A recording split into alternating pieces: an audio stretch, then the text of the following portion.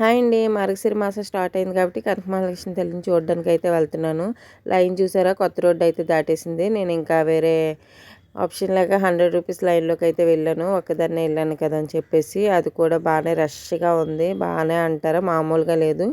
కొత్త రోడ్ నుంచి ద్వారం దగ్గర రావడానికి 4 అవర్స్ పట్టింది. ద్వారం నుంచి గుడికి వెళ్ళడానికి 5 అవర్స్ పట్టింది. అంతలా ఉందన్నమాట. బయటన ఒక టీవీ పెట్టారు రోడ్డు పైన. అది అమ్మవారిని దర్శించుకోండి చూశాను.